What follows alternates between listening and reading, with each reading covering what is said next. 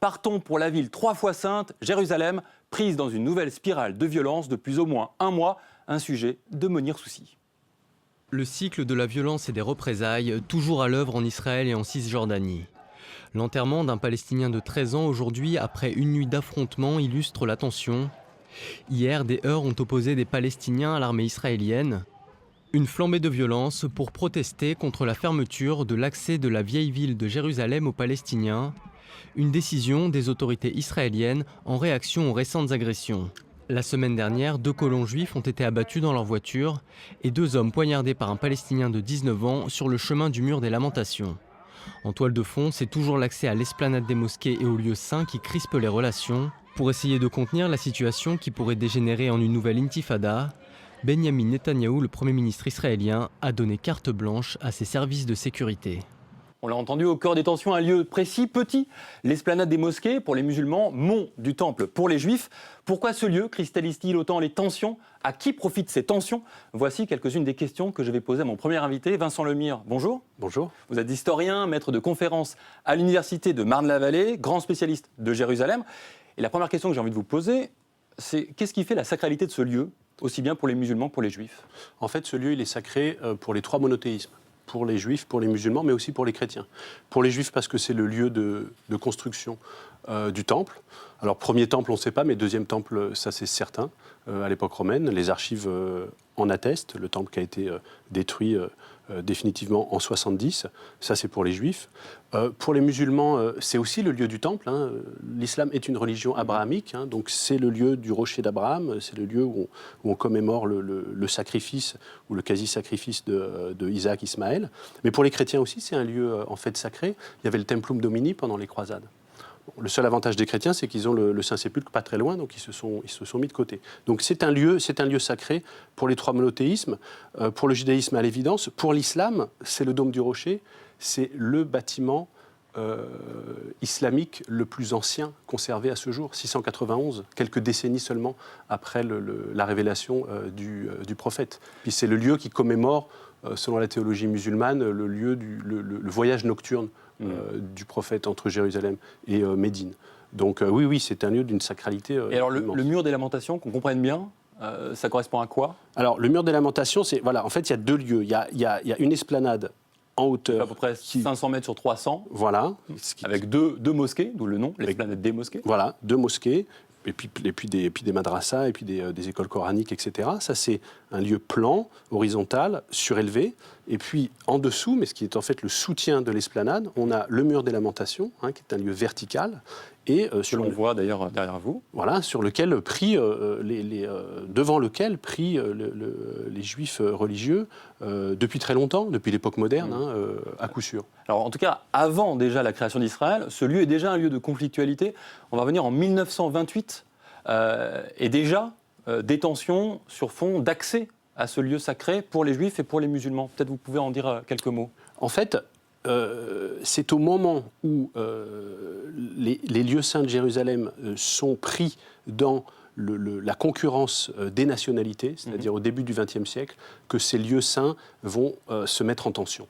La mise en tension de l'esplanade des mosquées et du mur des Lamentations est liée à la nationalisation des enjeux. À l'époque moderne, on a des témoignages de voyageurs juifs qui se rendent sur l'esplanade des mosquées pour y prier, etc. Sans souci. David Roumini, au XVIe siècle, il dit qu'il y passe 15 jours, qu'il jeûne, ça se passe très bien. En 1908, pendant la révolution jeune turque, il y a une procession de juifs religieux qui est reçue par le moufti de Jérusalem sur l'esplanade des mosquées pendant la révolution jeune turque. Alors qu'est-ce qui s'est passé? Pourquoi 1928, tout à coup, des juifs viennent prier et c'est l'embrasement? Ce qui s'est passé, c'est que la montée en puissance du projet sioniste et face à cela, le nationalisme palestinien va remettre en tension ces lieux et en faire des enjeux d'une lutte nationale.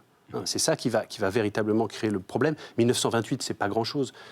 C'est pas grand-chose sur le terrain. Des juifs religieux posent un paravent pour, selon eux, séparer les hommes et les femmes. Et c'est le fait de poser un paravent, le fait de poser des chaises qui signale une possible appropriation des lieux pour les musulmans qui habitent dans le voisinage immédiat. Sauf que la situation actuelle, elle est surtout la conséquence d'un conflit, la guerre des 6 jours, au début du mois de juin 1967. Et je vous propose de regarder comment on en parlait à l'époque sur la télévision française. Avant que les armes ne se taisent, le général Dayan, ministre de la guerre, avait précisé que les objectifs de sécurité étaient atteints et rappelé ce que fut la bataille de Jérusalem. L'alerte avait été donnée dès la première heure de la bataille.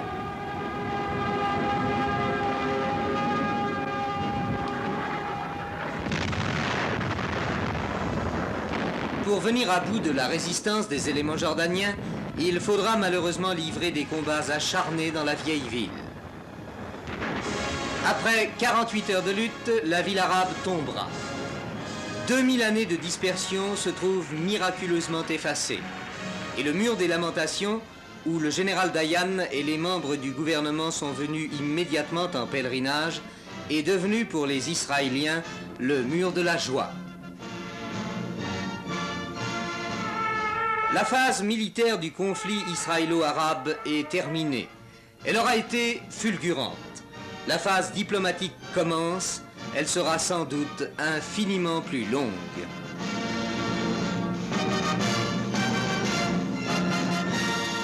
Alors, c'est pas vraiment la fin, comme on l'a entendu. Je voyais un peu opiner pendant le sujet de 1967. Quelque chose vous a amusé ? C'est très frappant de voir ces images et de voir que le commentateur français, que la télévision française, l'ORTF à l'époque, était extrêmement proche des positions israéliennes, extrêmement pro-israéliennes. Alors juste pour rappeler un peu les choses, Israël vainc est victorieux contre les Jordaniens et ainsi récupère l'ensemble de la Cisjordanie et la partie est de Jérusalem, où se trouve précisément, y compris la vieille ville. La vieille ville. C'était pas prévu par les Israéliens. La guerre des 6 jours, par définition, n'est pas planifiée par les Israéliens. Pourtant, ils ont quand même préparé des plans au cas où un jour la vieille ville et notamment les lieux saints reviendraient sous souveraineté israélienne. Ça va extrêmement vite. La guerre est rapide, comme son nom l'indique. L'armée israélienne rentre à Jérusalem le mercredi. En 48 heures, c'est réglé. Israël récupère, entre guillemets, le mur des lamentations, d'où elle avait été exclue de fait depuis 1949, depuis la guerre de libération. Et puis surtout, Israël découvre la présence des Arabes au sein même de son État. J'aimerais vous montrer la une du Nouvel Observateur, qui est notre partenaire, l'Obs aujourd'hui, mais le Nouvel Observateur, en 1967. Cette une qui montre effectivement une découverte pour les Israéliens. Israël découvre les Arabes, avec la photo de Moshe Dayan, qui est le ministre de la Défense et qui est le grand vainqueur de la guerre. Ça vous fait réagir, cette une ?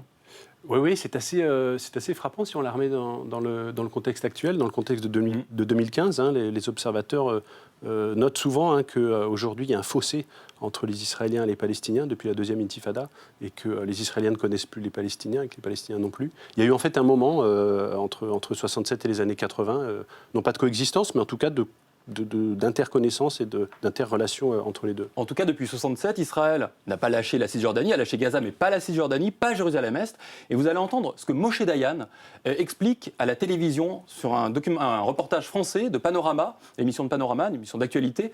On est juste après la guerre, au mois de juin, et vous allez voir que s'il considère que Jérusalem est la capitale d'Israël, il sent bien qu'il y a une question et des tensions potentielles très graves autour de l'esplanade des mosquées. Quant à Jérusalem, ville sainte de 3 religions, elle doit être et peut être la capitale d'Israël, entièrement sous notre autorité, à l'intérieur de notre pays. Nous pouvons non seulement garantir la liberté aux autres religions, mais apporter vraiment la paix à Jérusalem bien mieux que n'importe qui d'autre.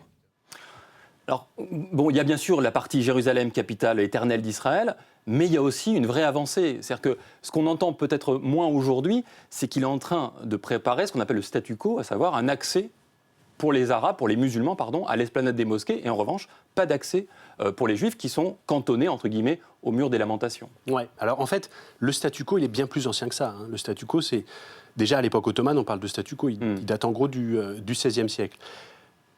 Oui, c'est vrai, et en même temps, c'est le résultat en fait d'un compromis très très fort qui se joue pendant la guerre des 6 jours. Le rabbin Goren, qui est le rabbin de l'armée israélienne, nous disent les témoignages, demande à Moshe Dayan et au gouvernement de rejudaïser l'esplanade des mosquées, le mont du Temple. Et Moshe Dayan refuse, il voit bien les risques diplomatiques. Il fait retirer le drapeau israélien qu'on Voilà. avait planté une fois la vieille ville reprise.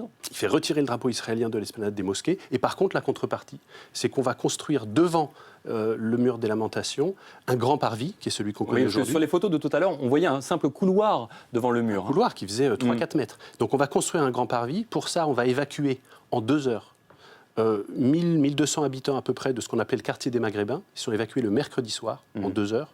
Et le quartier est rasé en 2 jours.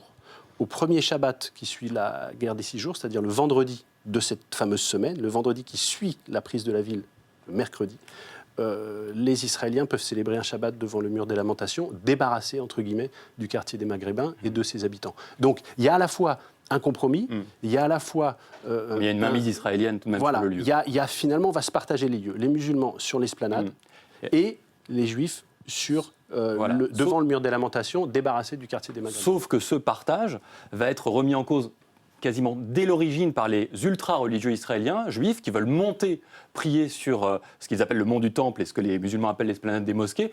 Et ça va atteindre un niveau, un paroxysme, qui d'ailleurs sera le point de départ de la deuxième intifada. C'est Ariel Sharon, qui à l'époque qui dirige l'opposition israélienne, le Likoud, qui décide d'un coup d'éclat médiatique et qui aura des conséquences lourdes. Ariel Sharon est entouré de gardes du corps et de policiers tendus. Des fidèles musulmans et des députés arabes israéliens sont là et l'interpellent. Les équipes de télévision n'ont pas été autorisées à pénétrer sur l'esplanade des mosquées et ces images ont été tournées par des Palestiniens avec des vidéoamateurs. C'est l'affrontement entre l'imposant service d'ordre et des centaines de jeunes Palestiniens.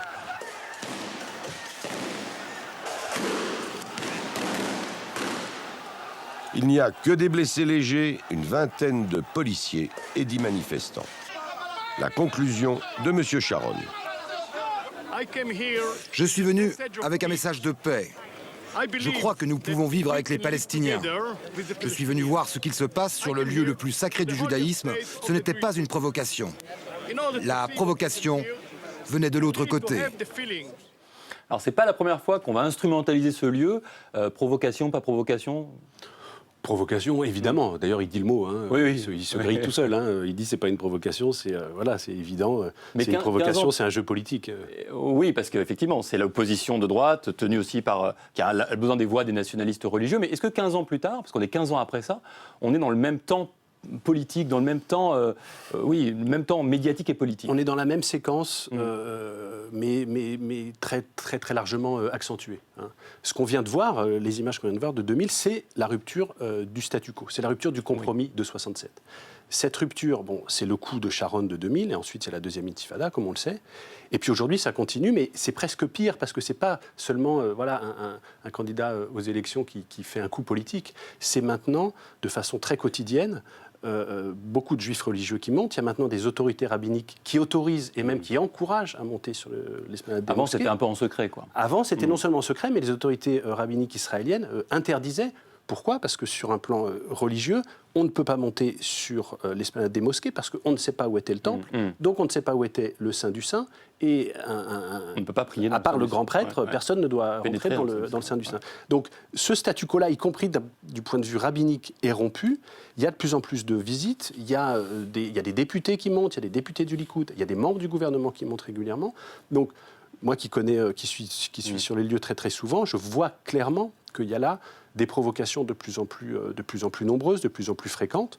Face à cela, il y a une réponse, il y a une résistance. On est dans ce moment-là, mais qui est explosif, hein, parce qu'il pourrait y avoir du sang. Il y en a d'ailleurs, mais peut-être encore davantage. En tout cas, merci beaucoup, Vincent Lemire, pour cet éclairage vraiment passionnant. Je rappelle le titre de votre dernier livre, Jérusalem 1900, publié chez Armand Collin.